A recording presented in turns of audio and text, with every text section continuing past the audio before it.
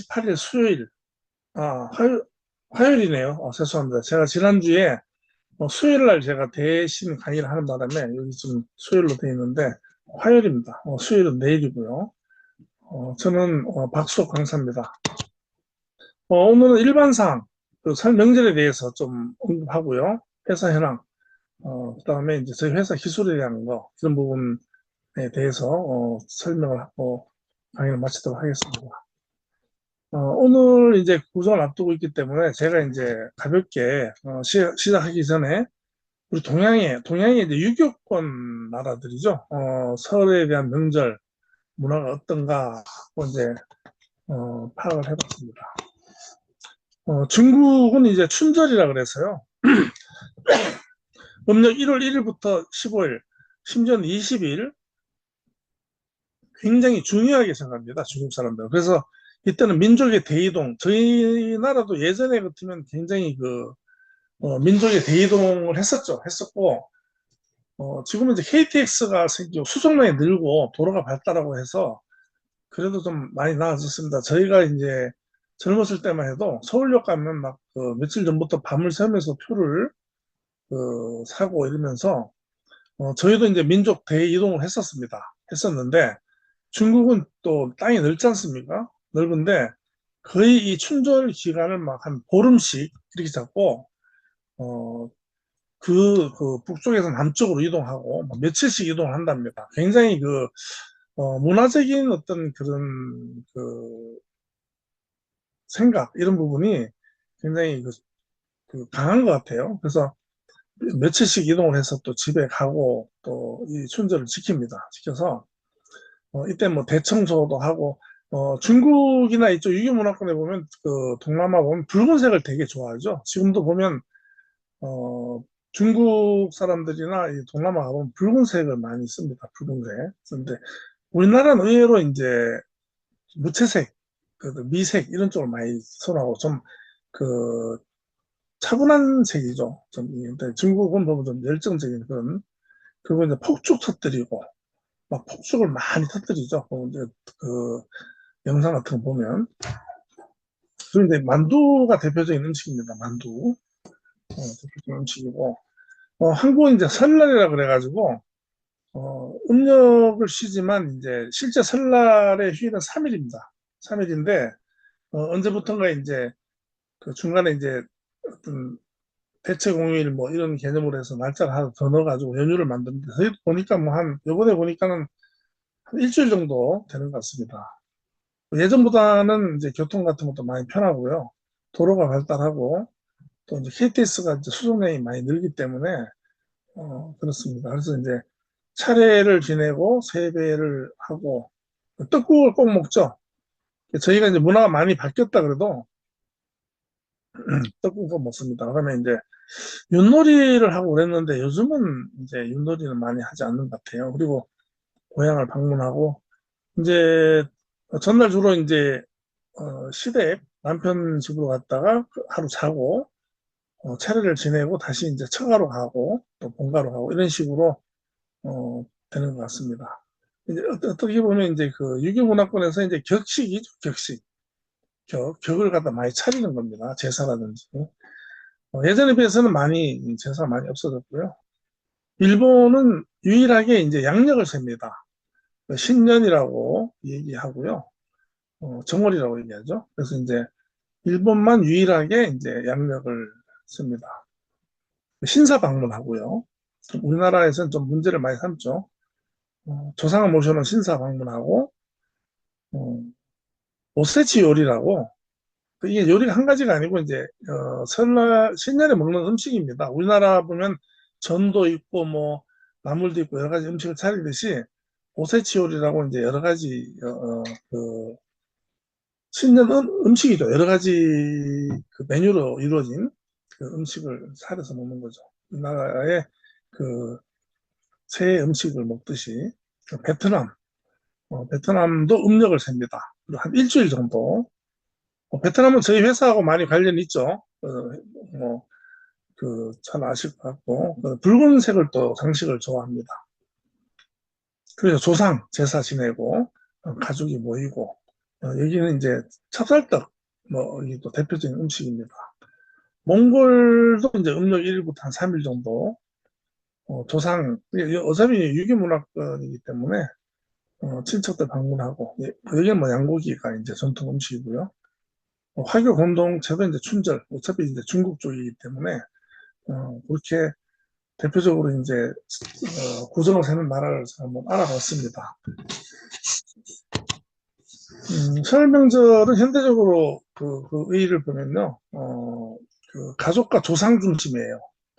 그래서 이제 저희도 이제 대가족 제도에서 이제 소가족 제도로 흩어져 살지만 이날만큼은 이제 그 조상, 그게 제일 이제 부모 세대를 만난다든지 할아버지 세대를 만난다든지 해서 이제 조상을 중심으로 이제 모입니다. 하지만 현대에는 또 이제 너무 매이지 않고 좀 개성도 있고 자율성도 있고 해서 어, 이번에 그 연휴 때 인천국제공항 뭐 엄청나게 빠져나갔죠. 그래서 전통도 중요시하지만 자율적으로 이제 좀 변형한 그런 그 여가를 즐기고 가족 간의 화합을 주로 하는 그런 식으로 이제 많이 바뀌었습니다.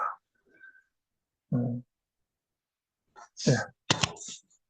자, 그래서 제가 이제 우리가 이제 저희 회사가 블록체인 기반으로 어, 4차 산업혁명 시대에 웹 3.0을 그 배경으로 하는 블록체인 기반의 어떤 그 회사이기 때문에 이러한 우리의 전통설을 맞이해서요.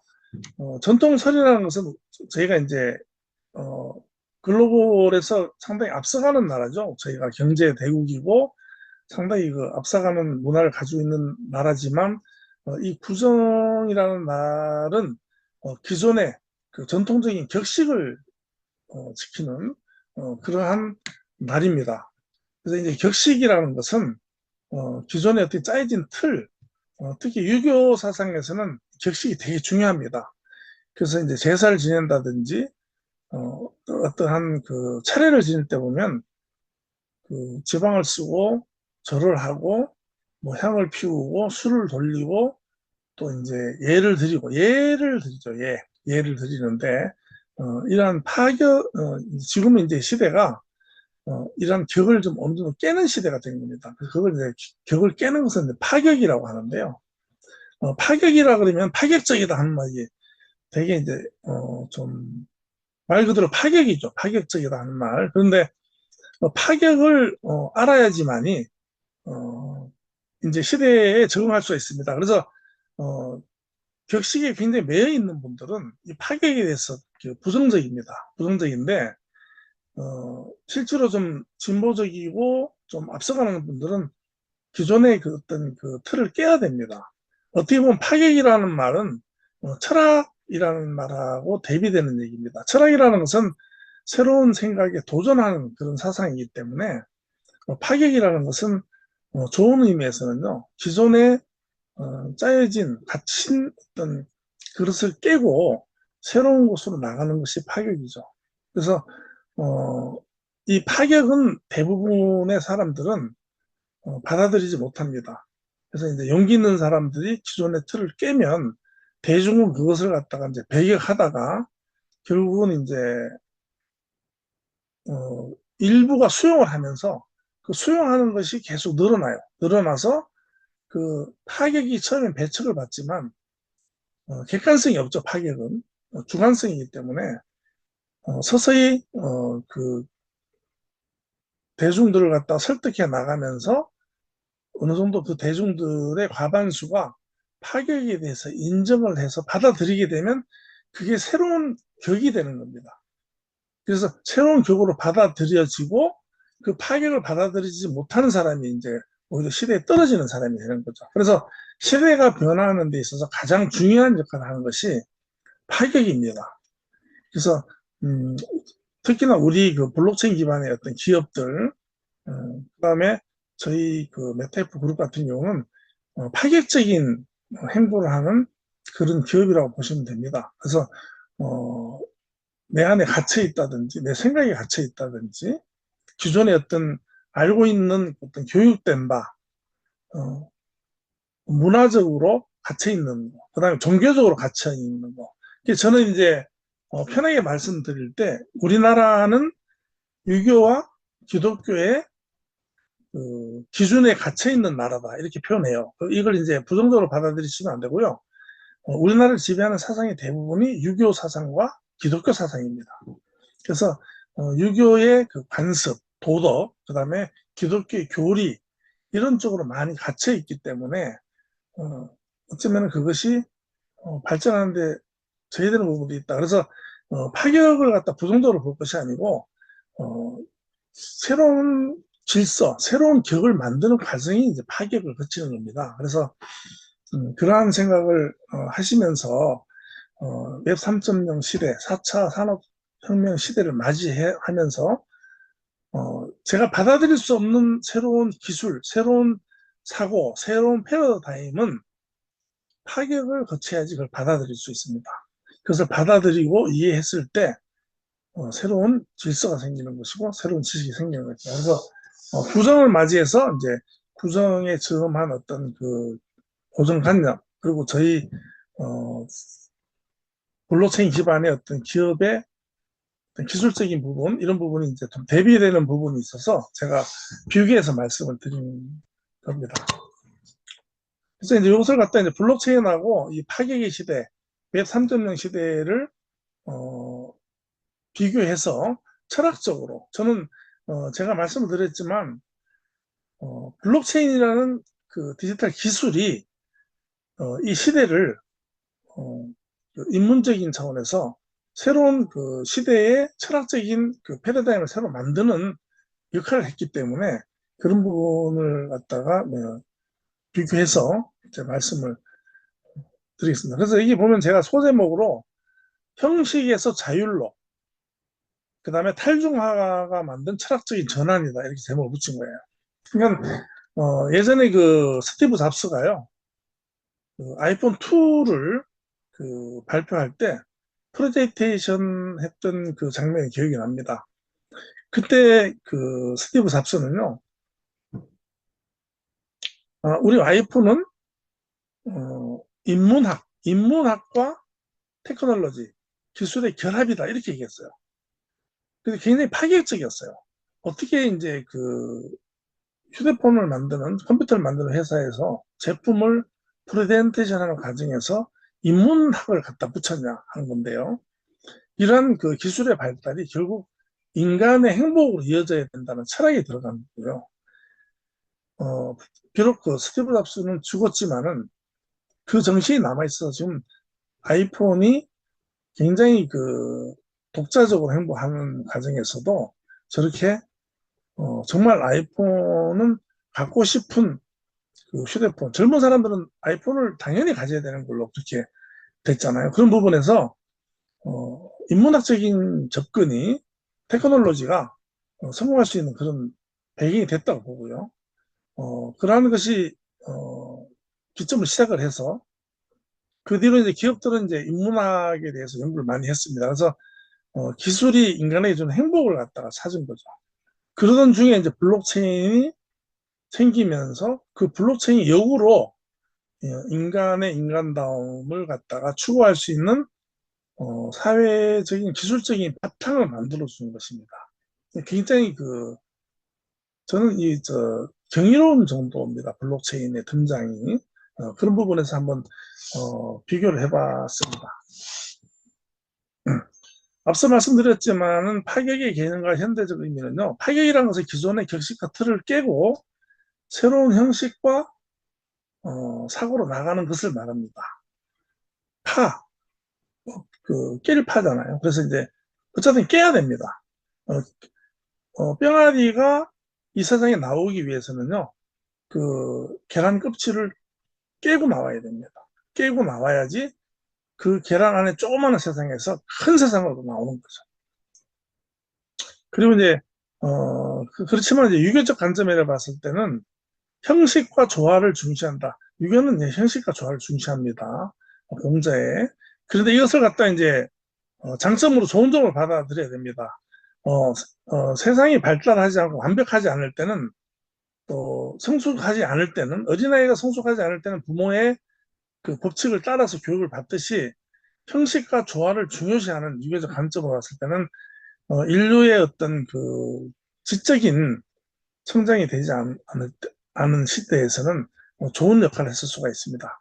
그래서 이런 정해진 틀 속에서 질서를 잡아서 성장했고 또 지성적인 부분이 발달한 현대에 있어서는 이런 이제 틀을 벗어나고 이제 자유로운 그러한 사유를 할 수 있는 그런 세상이 왔기 때문에 이제 파격이라는 것이 이제 통하는 그런 시대가 된 거죠. 그래서 현대적인 관점에서는요, 탈유교죠. 탈유교. 그다음에 개인의 개성과 자율성을 중시하는 겁니다. 기존의 유교적 관점에서는 개인의 자율성보다는 전체적인 거, 집안의 어떤 룰, 전체적인 그 객관의 힘이 강했었고요. 지금은 이제 주관적인 것이 어, 존중받는 그런 시대가 온 거죠. 이것은 이제 저는 개인적으로 이제 철학을 공부하면서 노자와 장자의 철학의 시대의 도래다.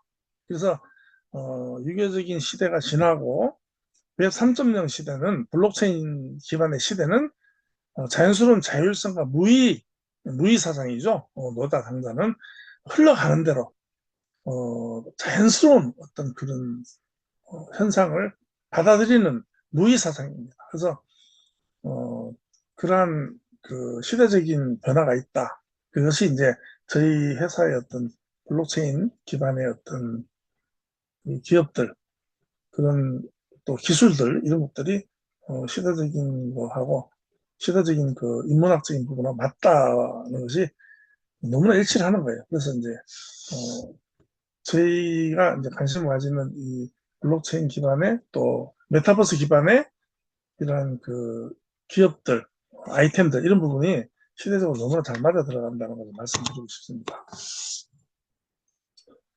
그래 이제 블록체인 기반의 뭐 4차 산업혁명인데 또 웹 3.0, 3.0 하는데요. 웹 3.0은 파격의 실현이다라고 볼 수가 있습니다. 그러면 웹 3.0이면 웹 1.0도 있고 2.0도 있고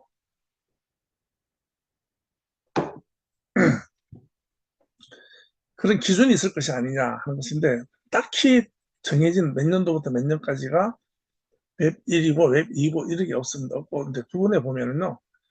굳이 구분하자면 1.0은 이제 정보 제공자와 소비자의 일방적인 관계입니다. 그래서 한 25년, 20여 년 전에 야후 시대, 야후가 나왔을 때 그냥 저희가 이제 신문을 갖다 종이로 보다가 인터넷으로 이제 신문 보는 거죠. 그러니까 메일이 처음에 생겼죠. 25년 정도, 30년, 25년, 30년 그 사이에. 그래서 정보를 제공하는 그 야후나 네이버 같은 데서는 네이버보다는 다음이 먼저 나왔죠. 지금 한 800여 분 들어오셨네요. 저희 회원님들 참그 구정 전날인데 분들하고도 모여 계실 텐데 상당히 그 접촉을 많이 하셨습니다. 일반적으로 이제 그 웹에서 보여주는 걸 저희가 보는 거죠. 그냥 그 디지털화 된 겁니다. 화면만 보는 거죠. 보고 거기에 어떠한 저희가 영향을 미칠 수가 없죠. 그리고 이제 선택할 수도 없죠.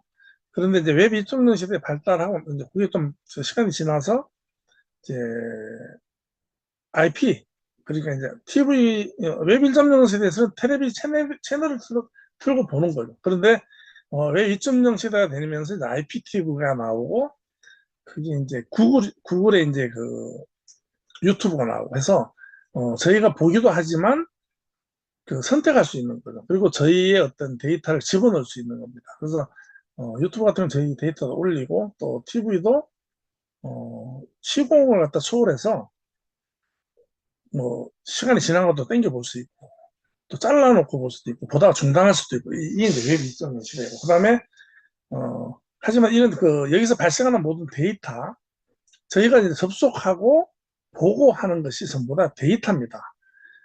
유튜브 같은 경우는 저희가 보기만 했는데도 유튜브는 돈을 벌잖아요. 그래서 이런 모든 데이터의 소유권은 플랫폼의 중앙이죠. 중앙에 집중되어 있다 하는 것이 웹 2.0 시대입니다. 그래서 저희 소비자들, 어떤 데이터 소비자들이 소비를 해주는 것도 사실은 그 가치가 있습니다. 그러니까 그 가치가 있기 때문에 그 중앙화된 그 플랫폼 기업들이 돈을 버는 거거든요.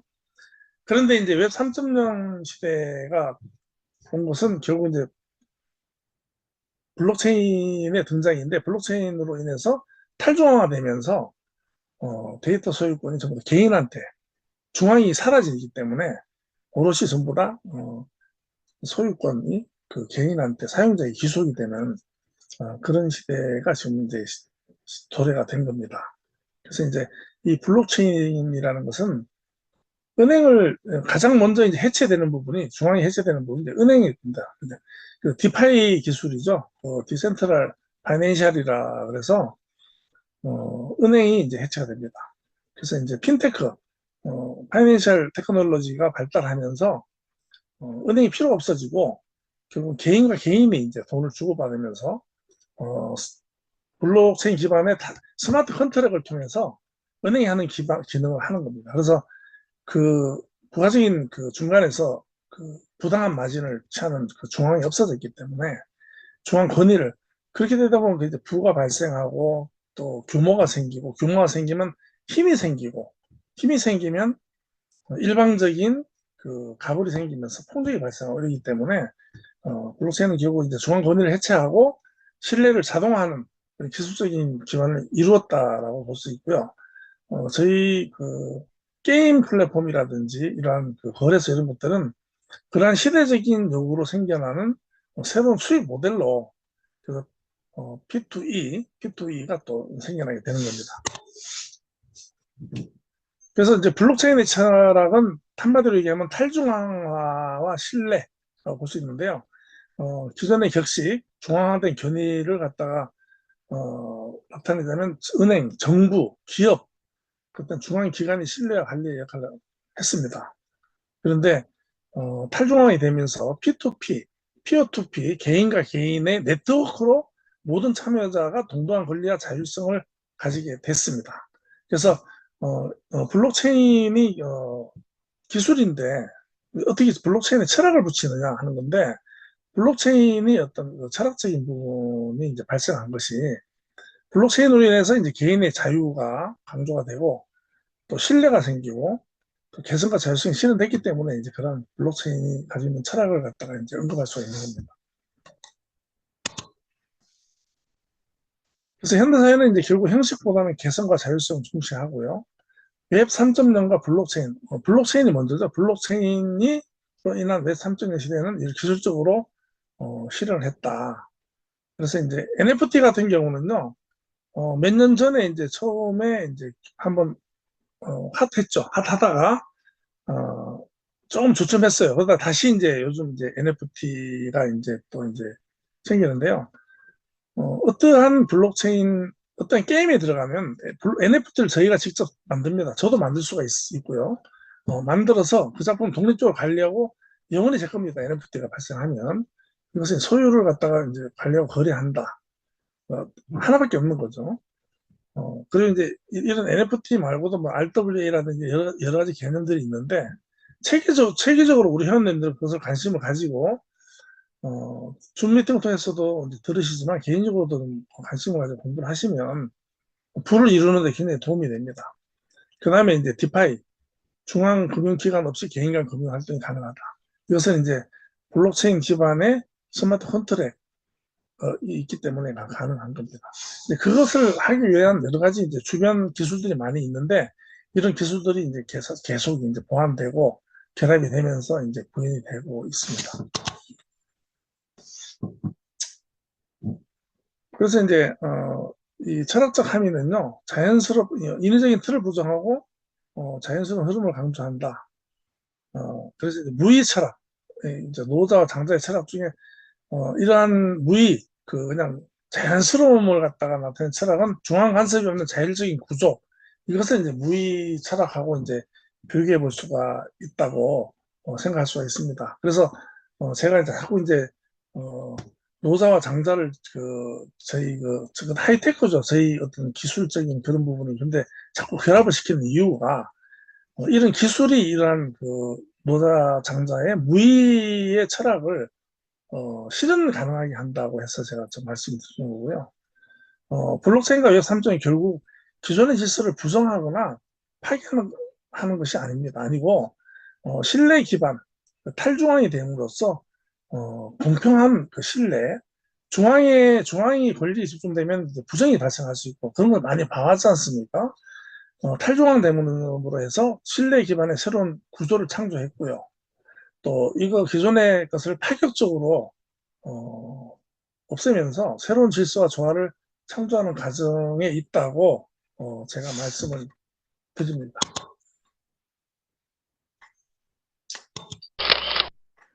메타 그룹은 이러한 시대적 배경 속에서 4년간에 걸친 각고의 노력 끝에 탄생하고 또 지금 매진하는 기업이고요. 메타F 그룹은 메타페스트라는 가상 경주 게임, 경주 게임, 우리나라 과천과 부산과 그다음에 제주도 이 세 군데가 경주 경마장이 있는데 이 경마장은 이제 실물 경마장이죠. 그래서 이 세 군데가 이제 시차를 두고 이렇게 그 경마를 하는데 저희는 이제 블록체인 기반에서 만든 NFT 말로 그 메타버스 가상현실 속에서 어, 말을 경주를 하고 또 마주가 다 있습니다. 마주가 다 있어가지고 말을 출전시키고 그 말의 우승 상금을 따고 또 그 말의 특징 이것은 전부 다 이제 블록체인에 이제 그 데이터를 기준으로 해서 함수가 있습니다. 그래서 어느 누구도 예측하지 못하는 이제 승부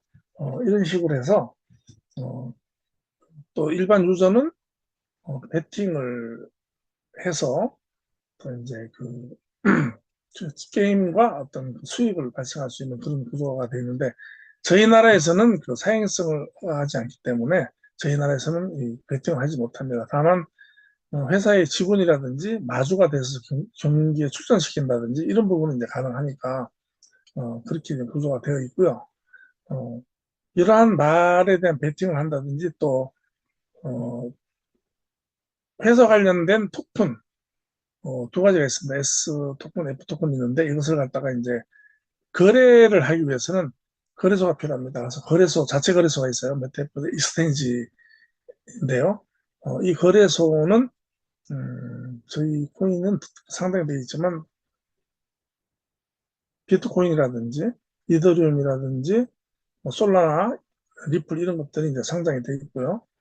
이 거래소를 통해서 어, 토큰을 구매하고 그 토큰으로 이제 캐시를 교환해서 이렇게 이제 경마에 베팅할 수 있는 그런 구조로 되어 있고요.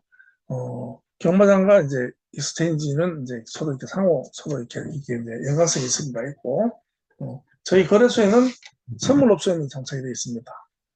선물 옵션은 좀 이렇게 일반인들 하기 힘든 그 투기성이 있는 것인데요. 큰 손들, 큰 규모의 자산자들은 많이 하는 거예요. 하고 있고, 그런 것은 우리나라의 그 코인 거래소, 가상화폐 거래소는 이것을 허용하지 않습니다. 그래서 우리나라 이제 거래소의 업비트라든지 빗썸이라든지 이런 데서는 이러한 것을 어, 선물 옵션 기능이 없어요. 없고 저희는 회사가 이제 국내 거래소가 아니기 때문에 이러한 기능이 있다. 그래서 결국은 이제 경마장 수익과 거래소 수익이 메타그룹의 이제 수익원이라는 주수익원이고 이것은 이제 주식 그 지분 발행한 그 S토큰 2억 개 발행한 S토큰에 할당되어서 지분 배당이 된다. 그런 기업이라고 보시면 됩니다. 이런 그 메타F 그룹의 이제 경마라든지 또 그 배당이라든지 그 경마에 필요한 그다음에 토큰 이런 것은 이제 어, 트론 기반의 블록체인에서 발행이 됐고요. 그다음에 이제 이러한 것을 구현하는 그 그림, 화면, 인터페이스라고 그러죠.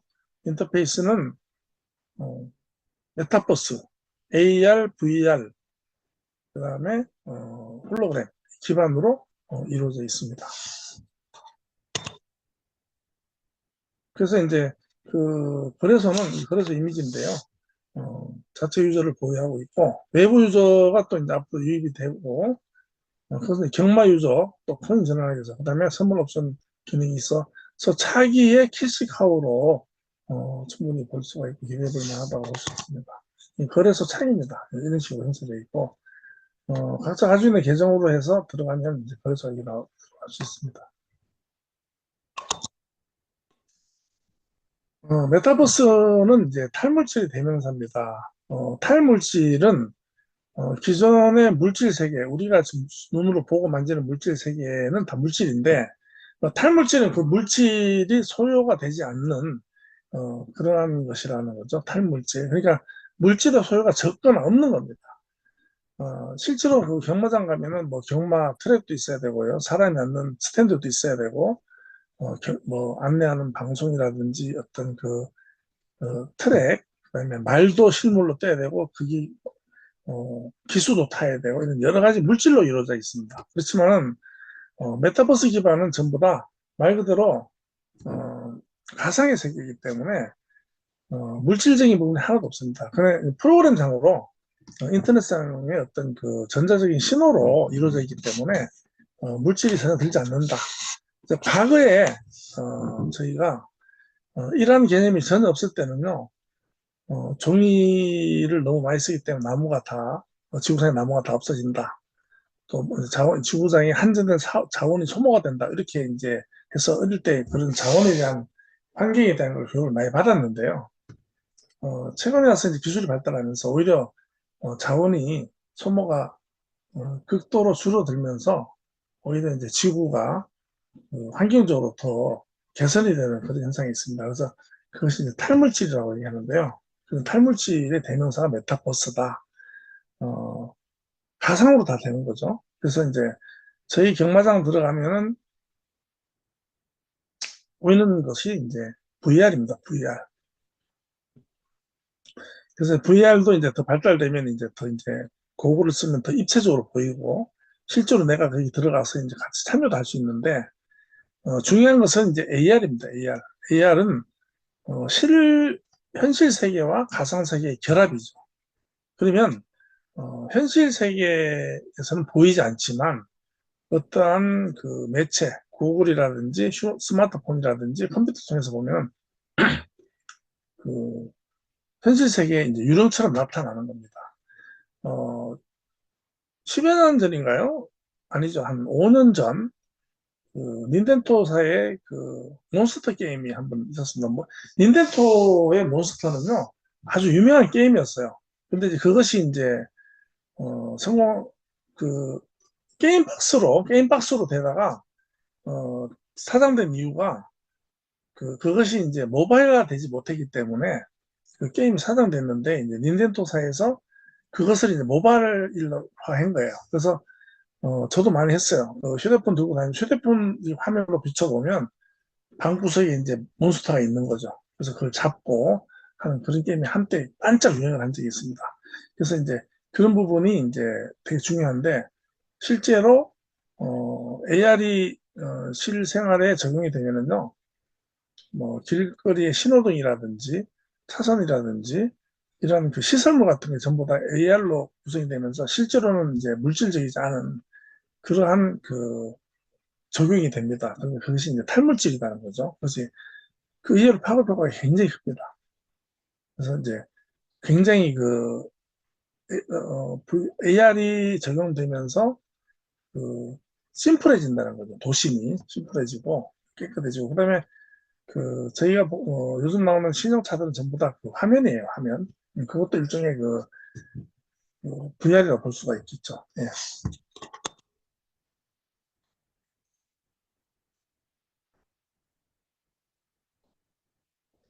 그래서 이제 이러한 것을 이루게 된 결정적인 기술이 비트코인의 블록체인이지만 어, 그것을 응용해서 처음 비탈릭 부텐이라는 19살짜리 젊은 사람이 블록체인, 비트코인 블록체인을 보고 응용해서 만든 게 이제 이더리움입니다. 그래서 대부분 크립토를 얘기할 때 비트코인과 알트코인 이 구분해요. 비트코인은 따로 대우를 받습니다. 아주 비트코인과 알트코인 이렇게 얘기해요.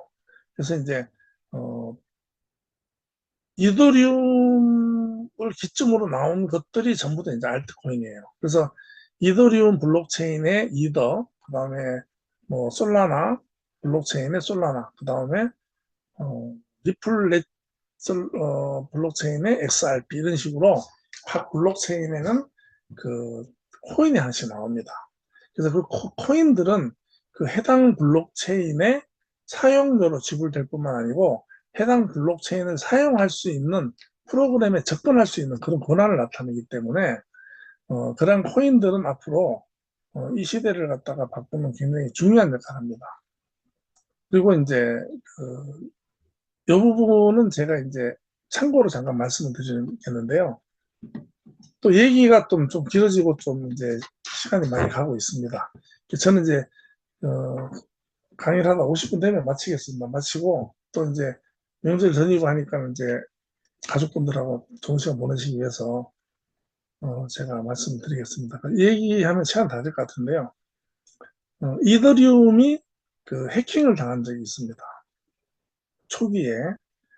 그게 이제 어떠한 해킹이냐 그러면 이게 이제 처음에 나왔을 때 그런 오류가 생깁니다. 원래 그 블록체인은 해킹을 당하지 않는 것이 그 원래 개념인데 초기에 이제 사용자가 많지 않을 때 그 일어난 현상이에요. 그래서 이제 그, 그 5천만 달러, 5천만 달러 그 당시에 이로 치면 360만 개 이더리움이 이제 탈취당하는 그런 사고가 있었어요. 그 사고로 인해서 이제 하드포크해서 이제 용어가 이제 좀 생소하신 분들이 있을 텐데 블록 기존 체인에서 이제 하드포크가 있고 소프트포크가 있는데 하드포크라는 것은 기존의 그 프로그램을 완전히 어떻게 보면 집을 헐고 새로 짓는 그 작업을 말하는 거고 소프트포크는 리모델링 하는 개념으로 보시면 돼요.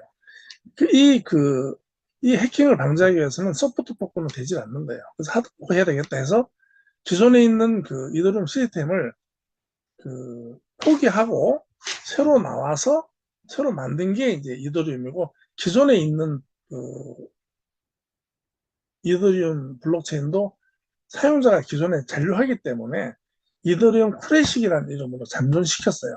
그래서 이더리움 클래식이라는 것은 이더리움의 최초의 이더리움입니다. 그리고 지금 보는 이더리움 하나에 한 500만 원 넘었을 겁니다. 지금 이더리움이 지금 483만 3천 원 하네요. 업비트에서. 그래서 이제 이 가격을 형성하고 있는데 지금 이더리움 클래식 같은 경우는 뭐 한 3, 4만 원 한다 그래요. 그래서 이제 어, 그런 개념으로 돼 있고 그 이후로는 이제 뭐 해킹을 당한다든지 이런 것은 없죠. 이 스토리가 굉장히 재밌습니다. 재밌고 시간이 나면 나중에 또 구체적으로 말씀을 드리고요. 제가 저희 회사의 어떤 그 줌에서 계속 이런 약간 좀 무거운 말씀 드리는 것은 정말로 이런 부분을 다 알고 관심을 가지시라고 제가 말씀드리는 거고요. 이것을 다 아시고 좀 이런 개념을 어느 정도 이해하고 가시면 정말로 지금 어떠한 그 부에 접근하기가 굉장히 좋은 시대입니다.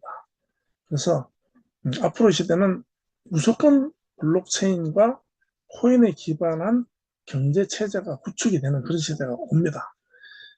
이미 미국에서는 그, 이 앞에 그 바이든 정부에서는 그 암호화폐였어요. 반 블록체인. 그래서 SEC, 이 증권감독위원회입니다. 게리 겐슬러라는 SEC 의장은 계속 그 블록체인을 뭐 증권이다, 뭐 법이 위법이다 해서 계속 탄압을 했어요. 탄압을 해서 그렇게 그 압력을 넣고 하는 과정에서도 이 블록체인 기반으로 한 코인시장이 계속 성장을 했어요. 성장을 했는데 그 트럼프가 당선되는데 크게 기여하는 것이 이제 그 암호화폐 시장의 어떤 그 유저들이고, 그리고 어, 블록체인 회사들, 솔라나, 뭐 이더리움, 그다음에 XRP, 그 리플 이런 회사들이 기부도 굉장히 많이 했어요. 했고 어, 그 트럼프가 재집권하면서 이 코인 패권을 가져가야 되겠다고 생각한 것 같아요. 그래서 엄청나게 코인에 대한 어떤 그 행정서명을 했어요. 그래서 며칠 전에 행정서명을 하는데 행정명령에 서명한 내용 중에 하나가 뭐냐면 SEC가 그 코인에 대한 규제를 한 법안이 하나 있습니다. 그게 뭐냐면요. 코인을 금융기관에서 보관하게 되면 그 코인의 가치를 그 마이너스로 해서 채무로 잡게끔 하는 그런 법이 있었어요. 법이 좀 웃기죠. 그래서 그 채무로 하는 법을 요번에 폐기했어요. 폐기하고 트럼프 자신조차도 S 트럼프 코인을 만들었죠. 그래서 지금 20조 달러를 갖다가 돌파하면서 개당 30달러, 뭐 70달러까지 갔었습니다. 그래서 시가총액 한 20위까지도 가는 그런 시대가 뭐 봉이 김선달보다 더 하죠. 아무것도 없는 공기, 아무것도 없는 신호를 갖다가 그게 팔아서 몇십 조 달러를 갖다가 부를 이루는 것이 굉장히 그 재밌는 거고, 이런 부분은 이제 시대적으로 물질적인 시대가 끝났다는 것을 갖다가 이제 시대적으로 이제 반증해주는 그런 것입니다. 제가 누누이 말씀드리지만 비트코인이 지금 현재 1억 5,580만 원, 6천 원입니다. 이거를 무조건 아셔야 됩니다. 예, 블록체인의 어떤 기술적인 부분인데요. 이런 부분은 좀 시간적으로 제가 블록체인이 애초에 블록체인보다는 계속 기술적으로 진화해 가고 있다. 네, 기존에 있는 블록체인은요, 문제가 좀 있어요. 왜냐면 그 개척은 했지만 전기를 엄청나게 씁니다. 그래서 비트코인 블록체인만 쓰는 전기가 웬만한 개발도상국가 하나 쓰는 전기하고 맞먹는다. 그래서 그 뒤에 나오는 방식들은 이제 전기를 적게 먹는 방식으로 나오고 또 새로운 방식으로 나오고 이런 식으로 바뀌고 있다는 것 같아요.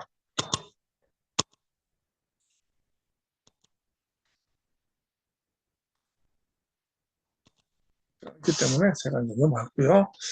앞으로 제일 중요한 얘기를 말씀드릴게요.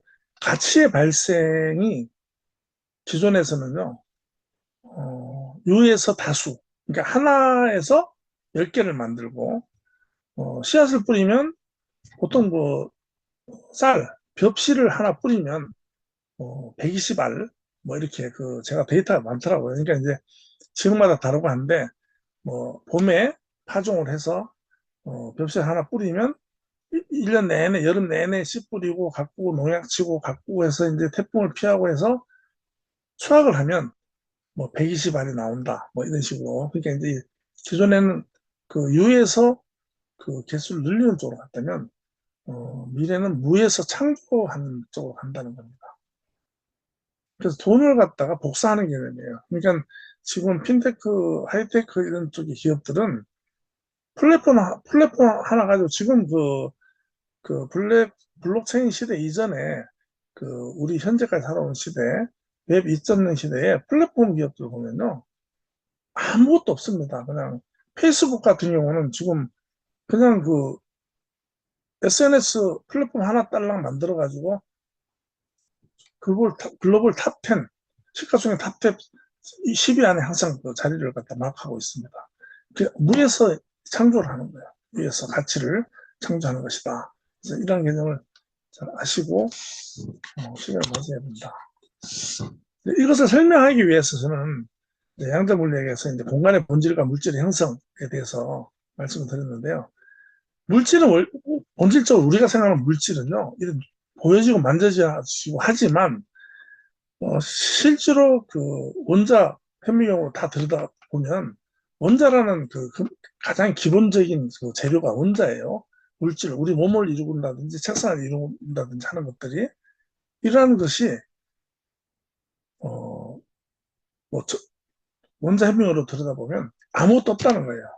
그래서 이제 결론은 뭐냐면 공간의 본질과 물질은 에너지 덩어리입니다. 빈 공간에, 에너지와 빈 공간에 어떤 자기장, 이러한 그 정보, 이런 것이 이루어져 있는 그 에너지 덩어리라는 겁니다. 우리가 생각하는 물질은 우리가 그냥 빛으로 보는 것 뿐이고, 그리고 보이는 것은 이제 빛과 전자기기 상호작용. 박쥐가 우리를 보면 이렇게 우리가 보는 모양은 안 보이는 거죠. 프로젝터라는 영화를 보면 외계인이 와가지고 우리를 이렇게 보면은요, 그냥 시뻘건 어떤 불기둥으로 보이는 그런 것이 실제로 맞는 거예요. 우리 사람의 시각으로 봤을 때, 이렇게 보이는 겁니다. 그래서 이제 만져진다는 것은 전자기력과 양자역학적 원리에 의한 반발력에 의해서 이 만져지는 걸 나는 느끼는 거죠. 그래서, 물질로 우리가 생각하는 겁니다. 하지만 이 물질은 사실은 그 에너지 덩어리고 빈 공간이다. 그래서 이런 에너지를 특정 조건에서 결합해서 물질적인 형태로 안정화되고 우리가 경험할 수 있는 세계를 형성하는 안정적인 어떤 에너지원이 어떠한 특정 조건에서 결합을 해서 안정화됨으로 해서 사람의 물체가 존재하는 거죠. 존재. 그런데 그래서 저는 이제 이런 에너지 파장을 바꾸는 것, 이것이 이제 부를 만드는 것이라고 말씀드리는 거고, 블록체인 기반의 어떤 코인이라든지 이런 것을 생성해내는 것을 보면 그 원리다. 그래서 물질 시대에서 에너지 시대로 바뀌는 길목에 있다고 저는 말씀을 드리고요. 마지막으로 이제 말씀드리면 지난번에 말씀드렸지만 반야신경에 있는 색즉 시공 공즉 시색이라는 것을 한번 더 짚어보고 오늘 강의를 마치도록 하겠습니다. 저는 이것을 많이 듣던 말인데 요번에 이제 이 강의 준비를 하면서 다시 한번 제가 이제 그 의미를 되새보고 깜짝 놀랐습니다. 경이롭다 하는 부분인데 색즉 시공, 색이 곧 공이다. 이 색이라는 것은요, 물질을 의미해. 우리가 보이는 물질. 공은 보이지 않는 거죠. 눈에 보이는 모든 형체와 물질은 실체가 없는 공이라는 거예요. 근데 이것은 지금은 이제 저희가 이제 양자 물리학이라든지 원자 물리학에서 현미경으로 들여다봤을 때 형체와 물질이 없어요. 없는데 과학적으로 분석했는데 어떻게 예전에 부처님이 이것을 알았을까 하는 부분이에요. 물질은 변화와 소멸을 통해 본질적으로 공이라는 거죠. 너무 신기하지 않습니까? 부처님이 명상을 통해서 이제 여기서 하는 거죠. 공즉 시색, 공은 곧 색이다. 공에서 모든 형체의 물질이 발생한다. 그렇잖아요. 기초 재료인 원자는 아무것도 없잖아요. 공간이잖아요. 그런데 거기서 모든 형체의 물질이 발생한다. 형체와 물질은 공의 속성을 나타내는 것에 불과하다. 너무 정확하게 표현되어 있죠.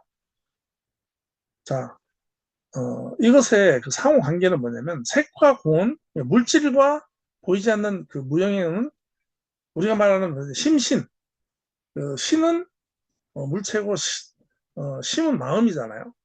이것은 이제 분리되지 않고 서로 의존적이라는 겁니다. 색과 공은 하나다. 다르지 않다. 공의 모든 것의 본질이며 색은 그 표현이다. 너무나 기가 막히게 하는 거죠. 물질은 그 표현이라는 거죠. 공의 표현이라는 거죠.